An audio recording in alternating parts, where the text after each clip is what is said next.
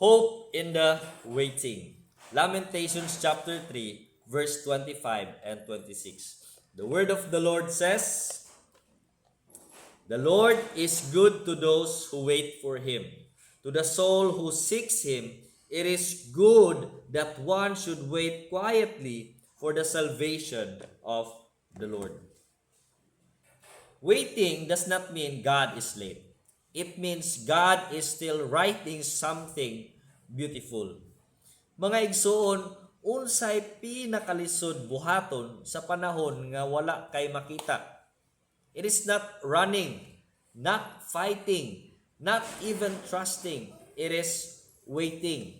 Mauni ang pinakalisod buhaton.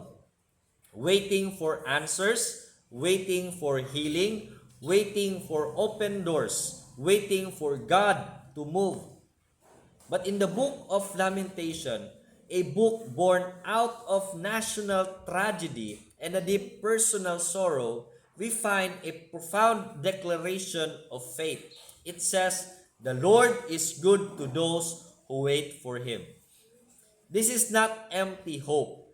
This is anchored hope, the kind that refuses to die even in the dark.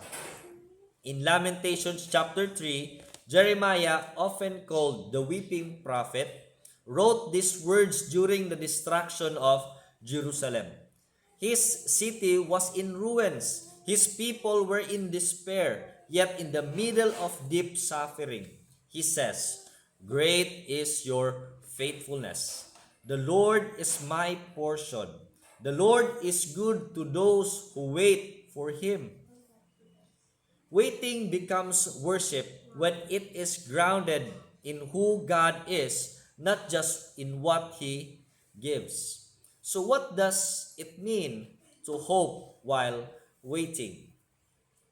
Philosophically, humans resist waiting because it feels unproductive.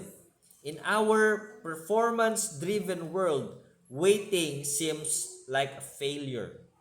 But biblically, waiting is not wasted time. It is a time of formation. This is the season where God deepens our dependence, purifies our motives, and prepares our hearts for something greater. As Henry Nouwen wrote, waiting is the period of learning. The longer we wait, the more we hear about him for whom we are waiting. Three things I want us to learn from Lamentations chapter 3, verse 25 and 26. First, God's goodness is not delayed by silence. The Lord is good to those who wait for him.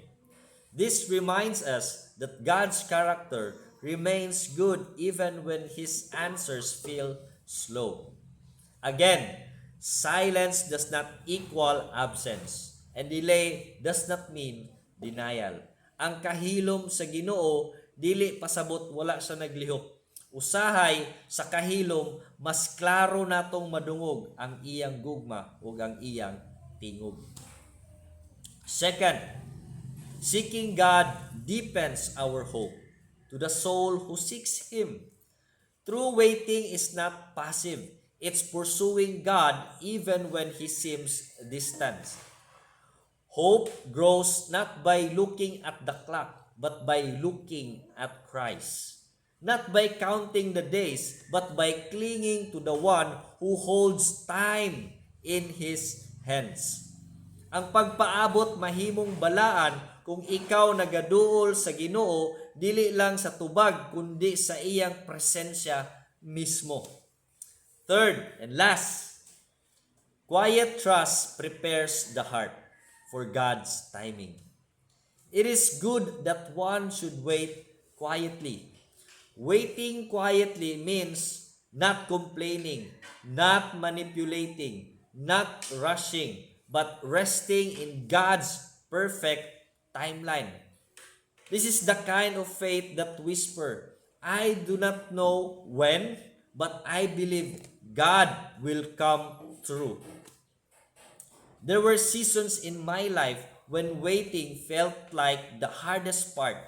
Waiting for open doors, that never seemed to come, waiting for clarity in a foggy situation, waiting for healing when pain remained.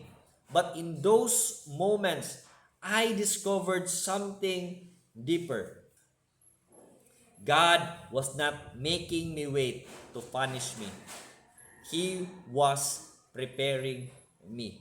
And even when things didn't arrive on my schedule, His grace was on time. Mga igsoon, if you are waiting today, waiting for a breakthrough, for restoration, for direction, for a promise to be fulfilled, remember this: you are not waiting alone. God is with you in the waiting. You are not waiting in vain. God is working even when you don't see it. You are not behind.